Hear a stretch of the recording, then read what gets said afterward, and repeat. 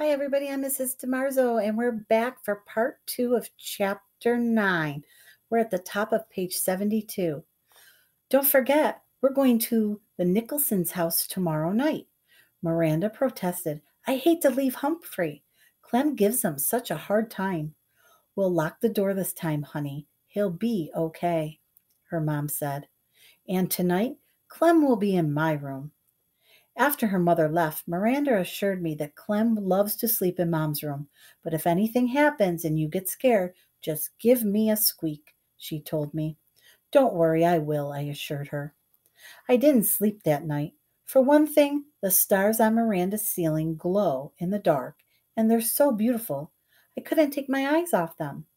For another thing, well, I'm nocturnal. But mainly, I didn't sleep because I was worried about Clem. After my experience that afternoon, I believe no lock could hold him back. And now, could a little hamster fight back? What weapon would I have against a big, hairy, bad-breathed, small-brained creature? What weapon indeed? I had an idea. Clem hadn't made a peep for hours, so I took a chance and quietly opened the lock that doesn't lock and dashed across the desktop to pick my weapon, just in case of another encounter with Clem. Then I scampered back to the cage with it and quietly closed the door. I hid my weapon behind my mirror next to the notebook where no one could find it. Then I managed to get 40 winks or so of sleep around sunrise. Miranda and her mom kept Clem out of my sight all day until it was time for them to go to their party. I'm still worried, said Miranda. I'm locking your door with a key on the outside.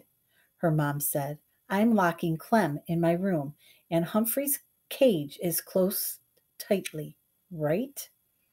Miranda checked it. Everybody always checks it. It's always seemed locked from the outside. It even makes a clicking sound. But from the inside, believe me, it's a piece of cake to open. Miranda seemed satisfied with her arrangement, but I wasn't. So I remained on high alert all that afternoon and evening. And here's what happened. After Miranda and her mom left, Clem barked for a while. Then I heard jiggling and joggling for about an hour. Next, I heard big hairy feet padding down the hall toward Miranda's room, toward my room. I sucked in my breath and waited. Yes, I knew Miranda's mom had locked the door with a key, but Clem didn't seem to let things like that stand in his way. The doorknob squeaked and rattled. It twisted and turned. Nothing happened. But that didn't seem to bother Clem, the barbarian. He jiggled, rattled, and twisted it some more. When he got tired of that, he threw his whole body at the door, and then, very slowly, the door opened. Clem actually seemed surprised, but it wasn't. I had spent the last 2 hours carefully preparing for this moment. Not that my heart wasn't going thump, thump, thump very loudly. Even Fanny the fish seemed nervous. Clem trotted right up to the cage and stuck his big wet nose up against it. Stay away! Keep your distance, I squeaked. I'm warning you. Clem wasn't discouraged one bit. Woof, he barked, sending a foul cloud of doggy breath my way. I didn't even flinch. He barked a few more times, and then he began poking his big nose against the cage door. I wondered if he actually knew the lock was broken. The time had arrived to put my plan into action. I was in grave danger, and I had no choice. I would only have a chance at Clem because I had one weapon, a rubber band. It had taken me a long time to get it hooked around the edge of my food dish. Now I carefully pulled it back as far as I could, aiming directly at those big doggy nostrils. You asked for it, beast, I squeaked. Then I let it loose. The rubber band snapped and sailed through the air, hitting Clem squarely on the nose. He yelped like a baby and raced out of the room as if he had seen a ghost. Too bad I still didn't have my ghost costume.